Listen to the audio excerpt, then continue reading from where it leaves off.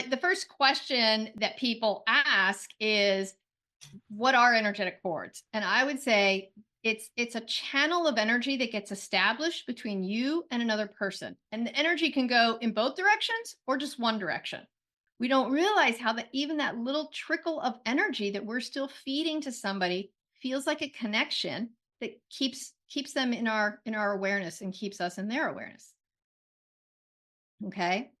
So, how do we sever these cords?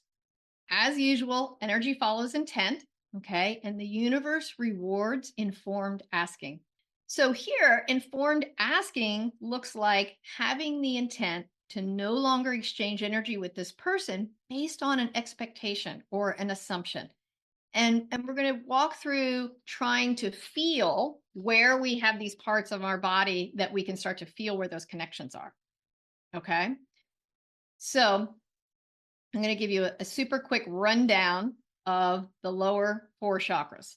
Okay. Most of you are comfortable thinking about the heart chakra, your fourth chakra. In this chakra, the topics that go with it, we tend to vibrate here when we are thinking about love, when we're thinking about self love as well as love for others. So, how much love do we send out? How much love do we let ourselves receive? All of that tends to stem from here. So, our healthy energetic cords with people are fourth chakra base. You drop down to right around your stomach areas where your third chakra is. Your third chakra, the topic that goes with is how you see yourself and how you think other people see you. So when you feel like to be a nice person, I should keep talking to my mother-in-law, that's a third chakra energetic cord. It's somebody has plugged into you and you've allowed it because you want to feel good about how you come across. You want to be seen as the good mom, the good daughter, the good friend, the good sister, the good employee. Okay. So when your motivation to stay connected with that person has to do with how you want to come across, that can let you know it's a third chakra connection.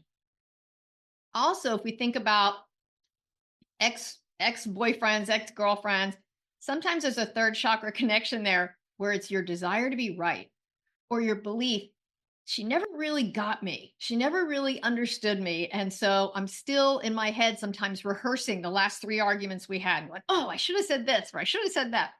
That's third chakra connection too. Right? You see that how it's about how you're being perceived. Okay. And so if we drop down to the second chakra, which sits over your intestines, over your uterus, that is the topics that go with that are money, sex, and power. Right. And I always say in the US, if you have a lot of one, you can get the other two. But but those three topics have a lot of control over our thoughts, a lot of control over us. And so if you have a second chakra energetic cord with somebody, this I would expect to see with work people, right? Somebody's paying you money, they expect a certain amount of performance from you. That's a second chakra connection. Now, if somebody says, I'm going to pay you an extra bonus, but I expect you to do all this other work that really your colleague should be doing, now it becomes this unhealthy second chakra connection. And I'd say, hey, you don't have to quit the job, but sever that connection. And that person will think twice about asking you for the extreme amount of work. Okay. So if we drop down then to our first chakra, which sits just in front of your tailbone, we can think of that as the big land of should. I should do this, a lot of obligations. And there's a lot of family energetic cords that come from that first chakra area, right? I should be the good neighbor. I should be the good aunt. I should be the good sister.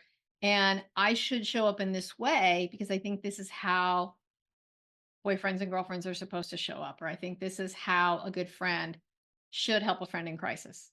Okay. So the reason I go over all of this is I'm going to walk you through some exercises and I want you to kind of feel in your body where the energetic cord is. I want you to first think of a past relationship, could be romantic, could be a close friend, past relationship that you think about more than you wish you did. Okay.